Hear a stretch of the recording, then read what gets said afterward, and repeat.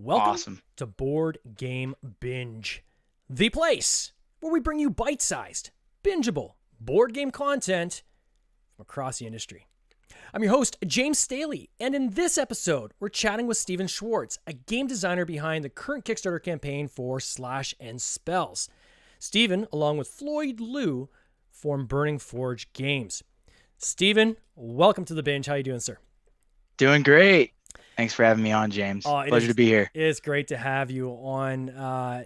So I just want to start off. I mean, you are a newer designer, I guess, because this is your first campaign on Kickstarter.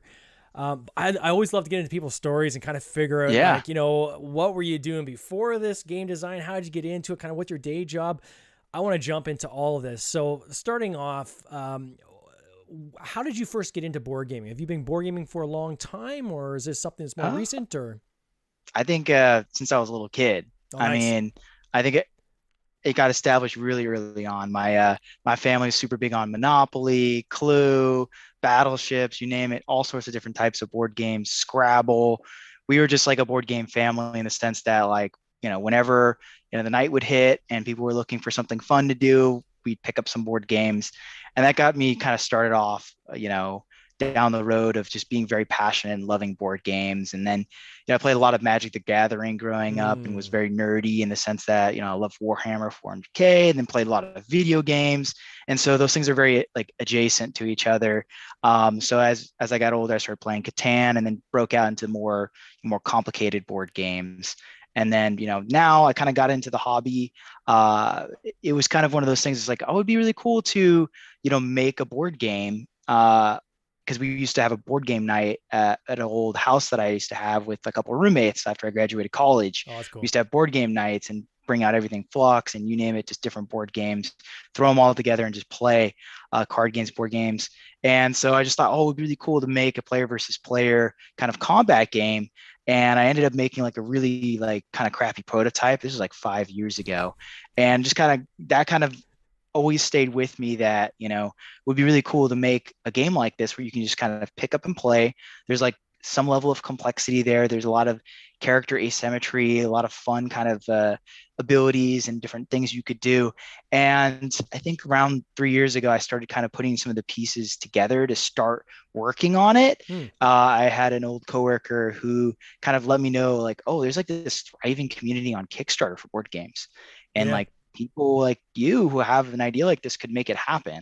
And that's when I kind of put the puzzle together and was like, maybe I can do this. Maybe I can. Maybe I can, you know, launch a game on Kickstarter and make this thing a reality. And so that's kind of how I got started thinking about it. And that kind of led me to, you know, going to a local board game meetup here in the Bay Area. I'm based out of San Jose, and we used to have these local game meetups, and we still do. They just changed location because our old faithful Mountain View Game Castle went under during the pandemic, unfortunately. But that's usually where we had gone, and that's when I got introduced to the local crew. You know, there's Velgus, there's, you know, John Brieger from Brieger Creative, Michael Dunsmore, lots of local designers. And one of those designers was Floyd Lu, who's my co-designer on this project. And so he actually saw some of the earlier stages of design and development as I was kind of building it on my own, trying to learn, you know, everything about designing a board game, everything about, you know, player interaction, as well as, like, you know, how to build a fun curve of your game development where, you know, the characters grow and there's a lot of like fun interaction as you improve them. Because that was like a core concept that had been, you know, sort of something that I learned along the way, is the why, the how of designing a fun game that from nuts and bolts. So let me is jump going to in be here. something So people enjoy. just to take a step back, what'd you take in college? Oh, so I went to Sonoma State, did my GE there, was on the rowing team, you know, had a great time, minored in psychology, then Nice. transferred down to San Jose State, which is kind of a local school here, majored in entrepreneurship, just really loved tech companies and Hmm. startups, and was always a huge nerd that way, where I just kind of like Steve Jobs and Bill Gates, and just thought people who are creating new things were awesome. Yeah. And I wanted to kind of find a way to create things myself. And so after I graduated, I ended up in sales.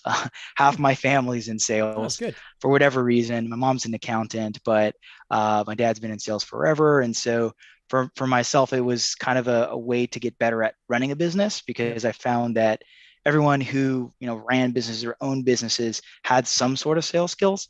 And it was something that I thought would be a good fit for me to get out there and be able to talk and communicate with people, because like I said, I was kind of nerdy growing up, and so communication was not necessarily like something I was very good at. I was very shy as a kid. Yeah. So it kind of broke that part of me. So now I'm much better communicating with people of all shapes and sizes and different places from all over the world. So I always talk that to definitely people helped me. that say, oh, they talk about sales like it's a bad word, right? Oh And yeah, it can be. at the end, well, it can be. I think there could be dark sides to any industry. Oh yeah. But at the end of the day, we're all in sales, right? When Oh, you are 100%. trying to convince somebody to do something, you're selling, right? Something as simple as Oh yeah. trying to decide, okay, what movie we're going to watch tonight. Well, guess what? You're selling, right?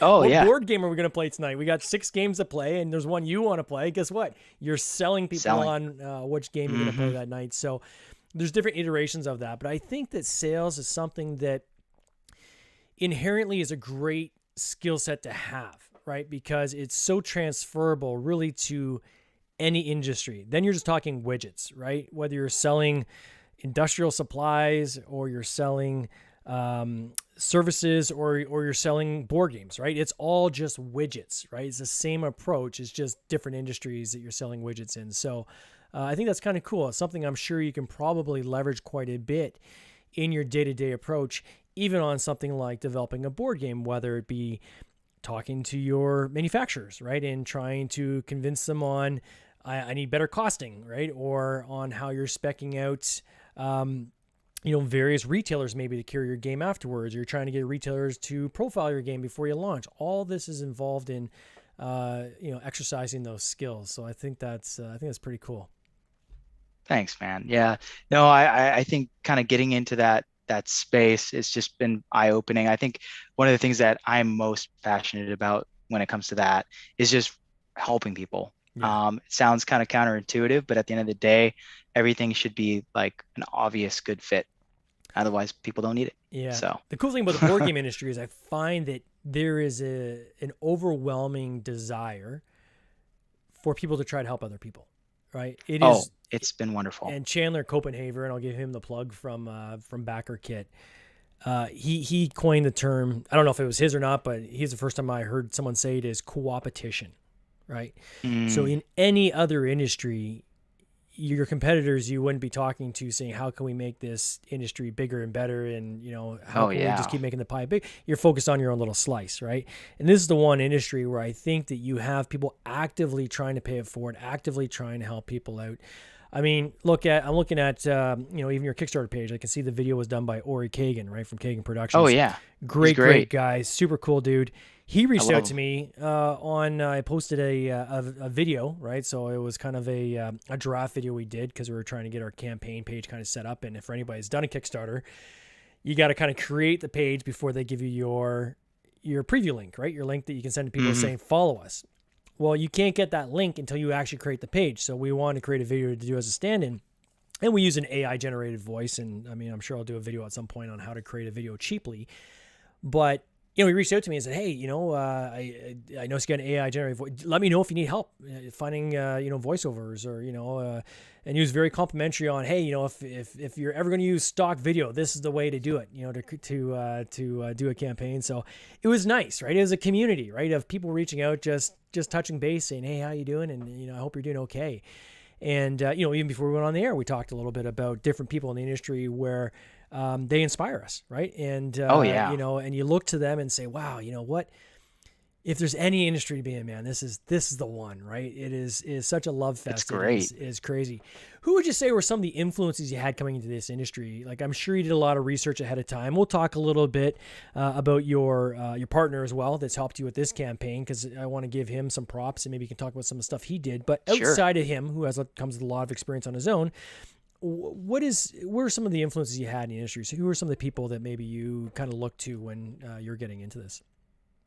Oh, it's crazy. So, I mean, going back to that community driven thing, Yeah. I can't even name the amount of people who have even helped me in just a small way to a massive way. People who have, checked in with me to help about game mechanic questions, optimizing component lists, giving me information about how to manage manufacturers, giving me ideas for how to go to market, marketing, information on how to run a Kickstarter. There's so many things that the community has been very giving with, and I try to return the favor and try to help people. And because we're all learning together. This is a passion project for me. I just want to see it into the world. I want to bring more fun to people's tables. That's the goal behind why I'm doing this, why we spent so much time and effort and love into building something like this. So paying it forward is huge for me. But to answer your question though about who's helped me, and I'm going to give you a laundry list of tons of people, but I think I went to my first board game convention. I saw Luke Laurie, and he was building Dwellings of Eldervale. So we'll start there. No, that's cool. And I playtested it before it had any art or anything in it, and it was unbelievable. It was a really great experience. But I think what really stood out to me is just how hard he was working on it and how keenly he was focused on individual mechanics, optimization, how quickly he made decisions about what things he was focused on us testing. But then, he was great, and he's an inspiration more so than necessarily a coach. He comes in and saw us at a recent con and just pat us on the back and encouraged us. And, he's just a really excellent role model and great guy too. And I guess kind of a bit of a mentor as well. And then, so John Brieger, he was hosting all these game nights. So he was doing these design meetups. So I'd play test a bunch of other designers' games, kind of get a feel for it, and then watch them do the feedback section. And, just having him just be available to give good feedback on what things are working, what things he's worried about, all that stuff's just really insightful. Great to just be able to even just watch him work. There's Velgus, there's Michael Dunsmore. Those are local designers to me. And so they're kind of always there to take a look and play test and give me feedback, and also just talk shop, because they live it every day. That's their kind of full-time gig. And so it's good to have people like that around you. But then there's the online community, people that I haven't met in person yet. Yeah. I mean, Eric Giller from Quests and Cannons has been an inspiration. He works exceedingly hard on his campaign. He's just a super good guy, and he's always trying to learn and always trying to share like feedback, and he's just like a true friend, even though we don't really like have a relationship in person. Yeah. It's all over the internet. So he's an inspiration. But there's also John DeCampos, which worked on a project with Floyd in the past, and I've played tested his game Token Terrors, and just a lot of the other newer designers act as like this great kind of community. I know Wes Woodbury has been an inspiration for me for all the games he's published, and he's just such an amazing human being, so positive and just hardworking as well. So to answer your question, there's hundreds of people I've gotten. I think you kind of nailed on the head about that kind of virtual friendships, right? Oh yeah. I mean, I'd look at Mike Bruner, for example, who's the producer of the podcast. He and I have never met in person. It has only been online and through Zoom and, in a digital space. We're just in two different countries. In the past couple of years, some stuff's been happening, as people know. We just kept people from traveling, right? So I'm sure we'll meet in person someday at one of these cons, but I consider him a good buddy, right? He's a good buddy, but we've never met each other in person. So I think that's awesome, that you've been able to build all these friendships and in these influences, which is taking you to launch a game. And so let's talk a little bit about this game. So Slash and Spells. So the idea you said came up with this, I think you said about 3 years ago when you started really working on putting it, the pieces together and starting the process of building this thing. Now, when you created this game, how much did it take from kind of the inception of, okay, here's mechanically how the game works, right? And then now getting proper artists to do the artwork for it and starting getting things mapped out. So it looks like an actual game that you could buy off a shelf. Was that the 3-year process for you? Yeah, Yeah. it was definitely a 3-year process for me because one, art takes a lot of time for it to get Sure. done. There's art direction, there's lots of back and forth, getting all the pieces together. Then there's the graphic design side of things. So once you have the illustrations, like sometimes you have to find a separate graphic designer to put all the pieces together. Yeah. And that's a nice process as well. And, obviously, like if you're coming into this having not had a background in creative direction, art direction, you have to learn that. Thank God I had a teacher, thanks Miss McGlynn, in high school. We had a computer science class, and besides playing Halo, once we finished all our projects, we actually learned how to use Photoshop That's and awesome. Adobe InDesign. Yeah. And we actually built like very rudimentary websites back then. And to this day, that's probably the easiest, best skill that I've ever learned in high school, including all math classes, history classes, English classes, just because it's been critical for getting this game off the ground, managing it. Just because with InDesign data merge, you can just create all your cards in a go, have all the assets there, you can edit them. It's been absolute windfall. But to go back to your question and kind of highlight some of the points there about the design has been iterative for the whole process, because the way that we look at it is there's always a better game that you could make. Yeah, of course. Even if it's just a tiny baby tweak here, little thing there. I mean, eventually you have to call it a finished project and done.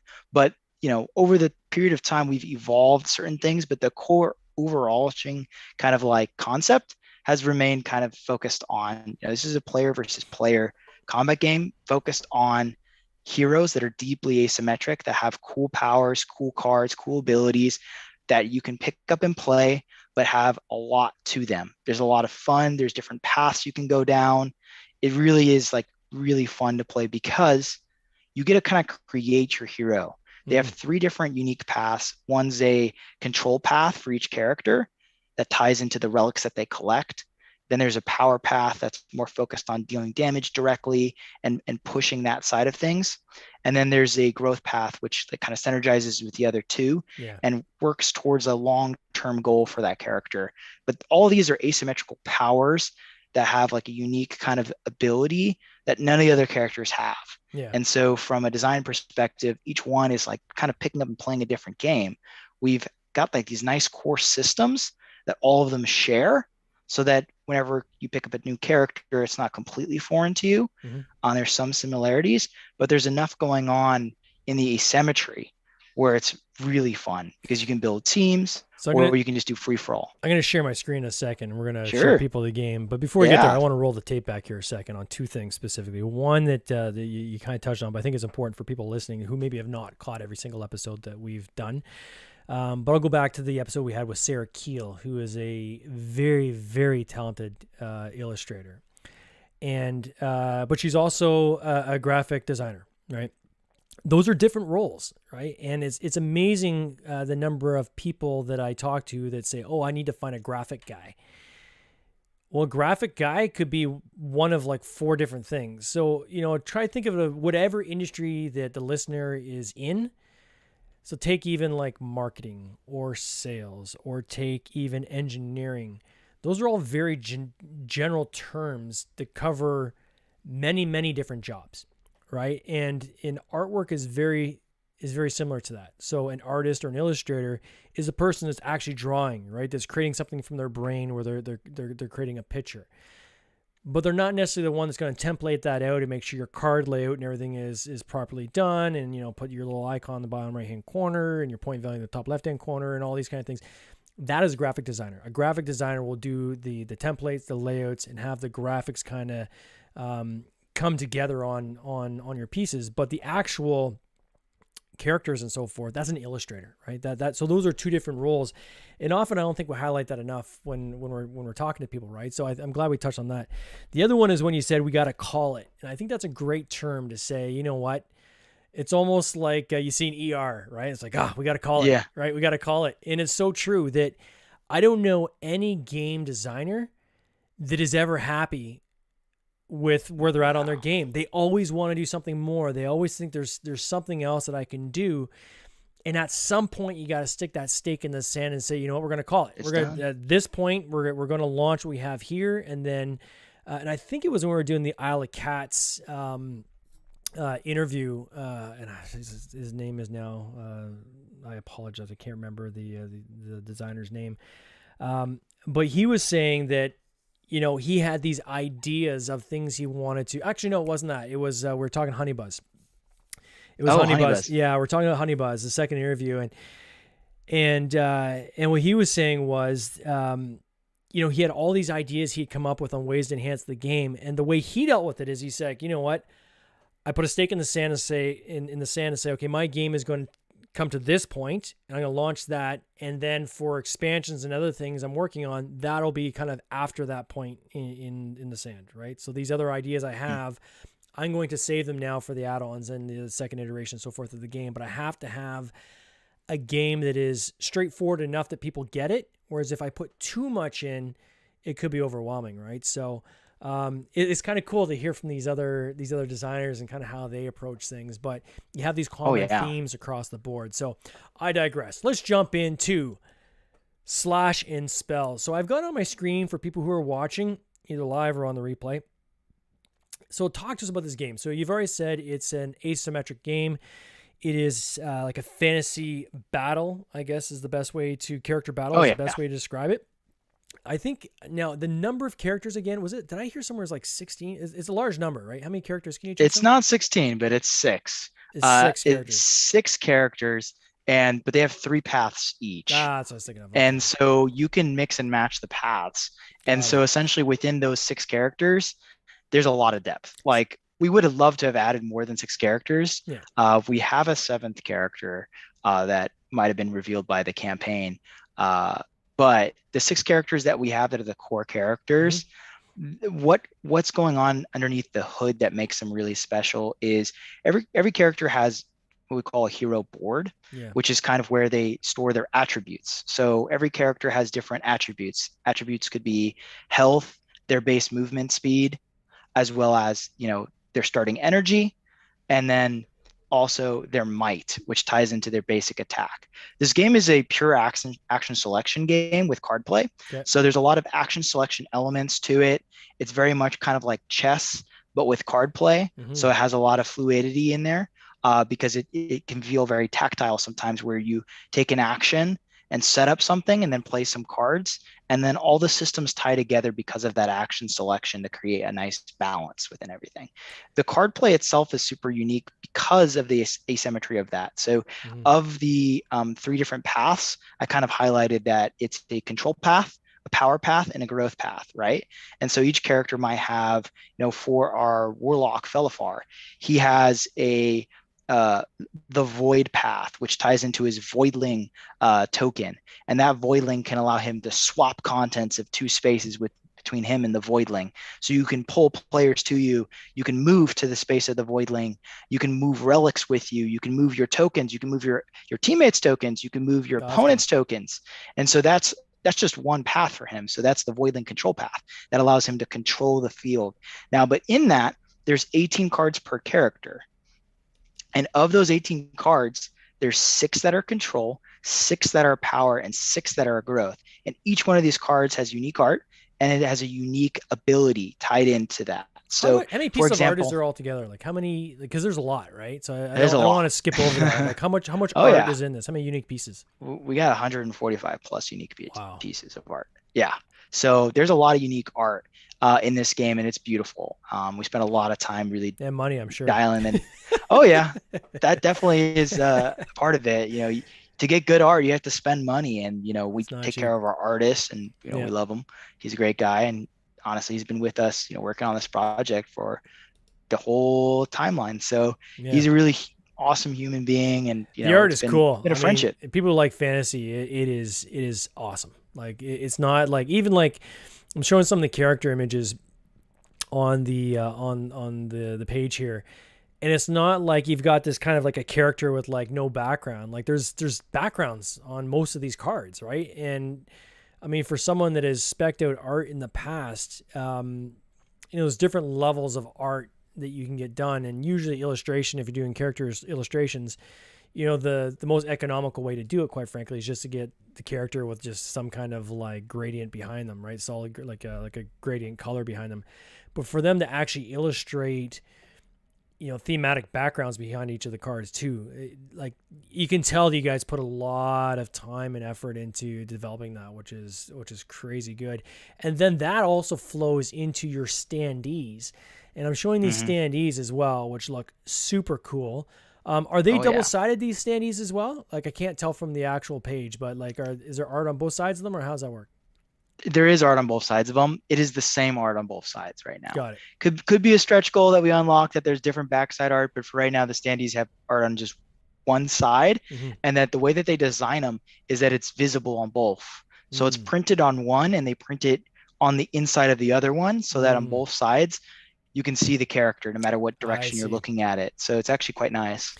It's interesting when you want to double side those actually two different images. I believe you have to actually lay down a layer of like white in between to then print on top of That would make a lot of the sense. image, right? You But know, and then can you it's talk a little bit interesting. about these hologra? I saw some holographic cards in here somewhere too, which look really really cool. Oh yeah, I got some right next to me actually. I don't know if Here, I have I'll this move back background so that up I can see your face and here. my Okay. lighting is Oh is yeah, is suboptimal. I apologize for the that's all lighting right. in That looks my cool. situation, but they're pretty brilliant. I mean, this is not going to really do it justice, but um, they're really gorgeous.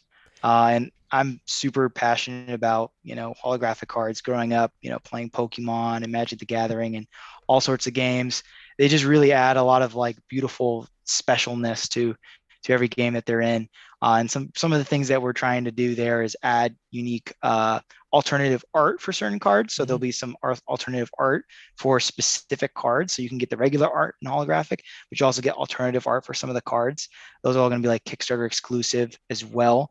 You'll see also the hero cards, the items, the encounters will also be holographic. Hmm. Obviously, we're going to have a mix of mostly hero cards because everyone's going to be wanting those hero cards so they Yeah, can of make a course. whole unique deck out of all the holographic hero cards that they got. Um, but that's the goal, is to kind of have a beautiful mix of rare Kickstarter cards that you're going to be able to acquire that are alternate art, and then some of the original ones that are really shiny and So some beautiful as well. collectability there then as well. Oh, definitely some collectability. These will never be printed again, Yeah. just because we're just trying to make these a pure Kickstarter exclusive. No, it's cool. And I gotta ask, did Ori, did he do the your gifts as well? Like, did he do the animated gifs?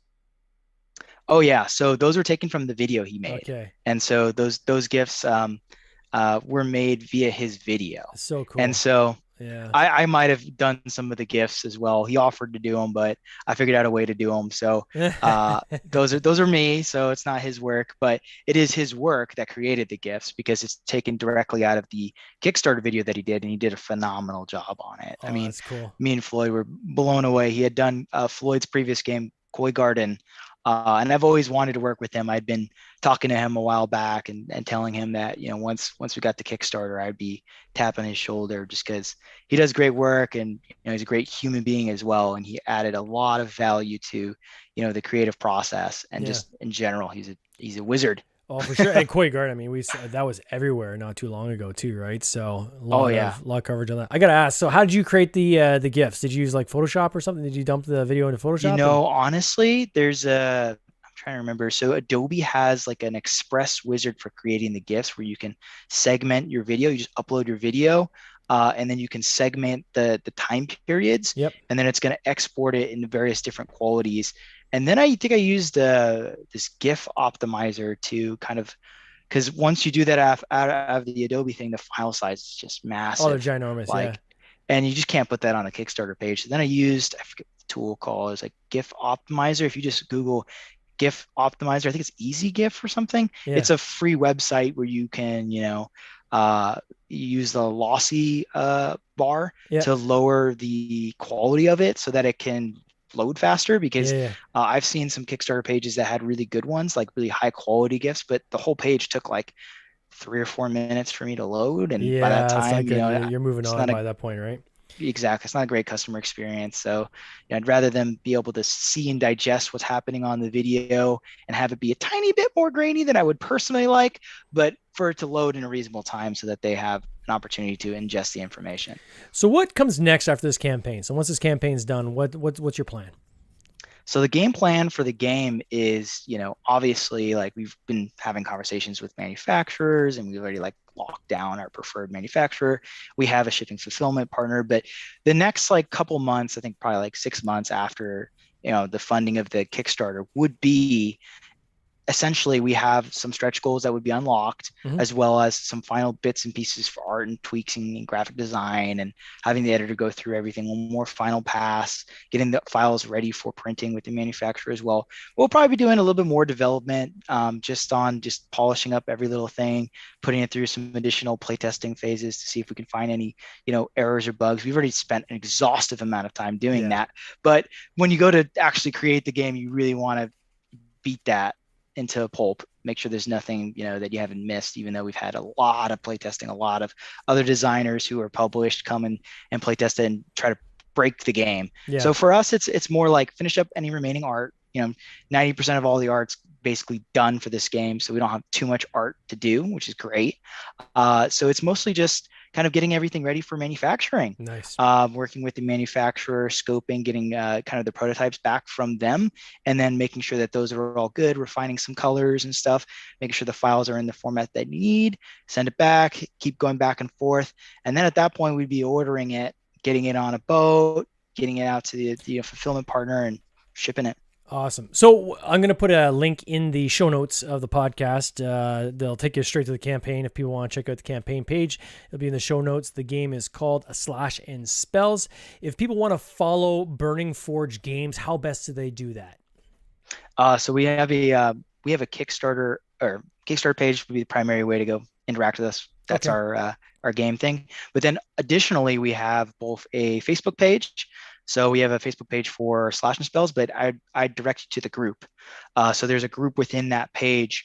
It's got like 320 people basically on it right now, where we post updates, and that's the best way to get in front of us and help influence the game and see what we're all doing. We have a website, but I think if you could go like Burning Forge Games on Facebook, we just created that page for the publishing company. We also have a website, www.slashandspells.com, or Burning Forge takes you to the same place. So those are a couple different places you can interact with us. Sign up for our mailing list to get updates. That'd be also highly encouraged. We can redirect you to the campaign page, as well as get feedback from you on monthly updates that we do there as well. Awesome. Steven, I want to thank you for coming on the podcast, man, and wish you all the best in this coming year. You take care. Cheers. Thanks, James. It's been a pleasure. This has been an episode of the Board Game Binge podcast, hosted by James Staley, produced by James Staley and Mike Bruner, with original music by Nick Smith. If you would like to watch these interviews live, simply subscribe to our YouTube channel, Board Game Binge, and you'll get access to live interviews, giveaways, and interesting board game content from across the industry. I can't wait for you to join us. See you next time.